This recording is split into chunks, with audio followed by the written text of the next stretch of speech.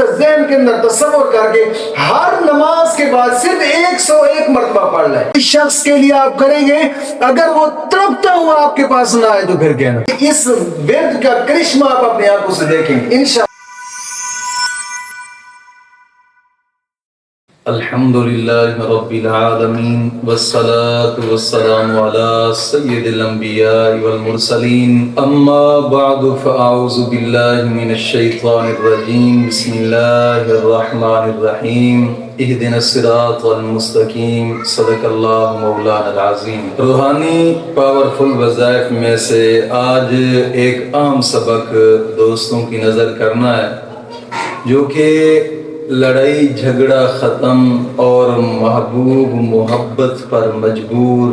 آپ نے جس طرح کے تھمبنیل پر دیکھا ہے کہ 13 سال سے ازمودہ عمل. جی ہاں الحمدللہ، یہ عمل کے میدان میں جو بھی عامل ہے اکثر اوقات اپنے خاص عمل میں سے کوئی عمل رکھتا ہے. تو دوستو یہ کافی سارے بزرگوں کا ایک ازمودہ عمل ہے جو میں دوستوں کی نظر کر رہا ہوں، لیکن کوشش کریں کہ اس کو جائز کام کے لیے کریں، ناجائز کے لیے بالکل نہ کریں. جائز کام سے مراد آپ محبت کی شادی کرنا چاہتے ہیں، یا میاں بیوی کے اندر نچا کیا ہے، میاں بیوی کے لیے کرنا چاہتا ہے، بیوی میاں کے لیے کرنا چاہتی ہے، یا پھر بہن بھائیوں کے اندر نچا کیے ہیں، یا پھر کہیں ایک ایسے کمرے میں دوست احباب رہتے ہیں جہاں نچا کیے ہیں، نحوستیں پھیل گئی ہیں، یا گھر کے اندر نحوستیں پھیل گئی ہیں، یا آپ پسند کی شادی کرنا چاہتے ہیں لیکن آگے والے دیتے نہیں، یا پھر لڑائی جھگڑے دونوں خاندان کے، رشتہ جناب ناممکن ہے.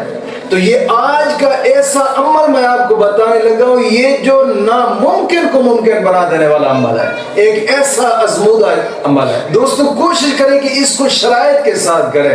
بغیر شرائط کے اگر کریں گے تو پھر رجت کا معاملہ پیدا ہو جائے گا، اور جب رجت ہو گئی تو پھر لوگ کہتے ہیں کہ یار شرائط جناب الوظائف تو اثر نہیں کرتے، ہم نے بڑے وظائف کیے، یوٹیوب کے وظائف ہی فیک ہوتے. نا الحمدللہ، تحفظ اسلام براڈ کاسٹ یہ وہ چینل ہے جس نے لاکھوں لوگوں کی زندگیوں کو بدل کے رکھ دیا ہے الحمدللہ. یہ ایک مجرب عملیات ہم الحمدللہ بتاتے ہیں. کوشش کریں کہ شرائط کے ساتھ کریں، بغیر شرائط کے نہ کریں. آج کے وظیفے کی سب سے پہلی شرط یہ ہے کہ نماز کی پابندی کریں، اور ہر نماز کے بعد 11 مرتبہ کلمہ طیبہ اور 11 مرتبہ درود پاک، یہ اشر ضروری ہے. دوسری شرط یہ ہے کہ اپنے تمام گناہوں سے توبہ اور آئندہ گناہ نہ کرنے کے پختہ عزم کرنا. اور تیسری شرط یہ ہے کہ روزانہ کی بنا پہ کم از کم 2 رکوع قرآن پاک کی تلاوت کے لازمی انشاءاللہ العزیز. پھر اس جو وظیفہ کریں گے اس کے کرشمے آپ اپنی آنکھوں سے دیکھیں گے انشاءاللہ العزیز. کوشش فرمائیں کہ ان شرائط کے ساتھ آپ کریں. وقتاً فوقتاً صدقہ خیرات کر لیا کریں جتنا جی چاہے، کوشش کیا کریں. نیکی کے کام کی طرف بڑھنے کا کوشش کیا کریں، جتنا ہو سکے اپنے رب کی بارگاہ میں جھکنے کی کوشش کیا کریں. دوستو یہ زندگی 4 دن کی گزر جائے گی. بزرگ فرماتے ہیں زندگی صرف 3 سانس کا نام ہے، ایک لے لیا دوسرا لے رہے، تیسرے کا پتہ بھی نہیں لے سکتے یا نہیں لے سکتے. اتنی مختصر زندگی. کوشش فرمائے کہ نیکی کی جناب نیکی کی طرف قدم بڑھائیں.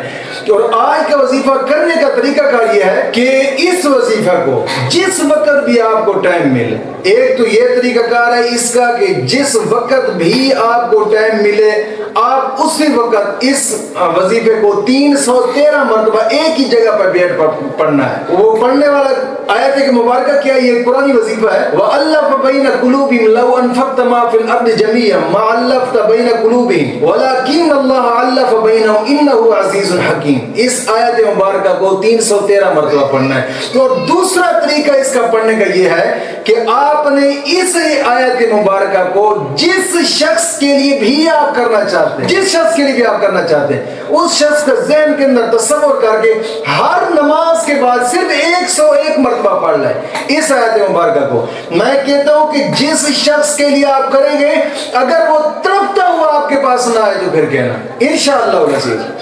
2 ہی طریقے ازمود ہیں. ایک تو ایک ہی جگہ پہ بیٹھ کر آپ اس کو 313 مرتبہ پڑھیں، دن ہو یا رات ایک ہی جگہ.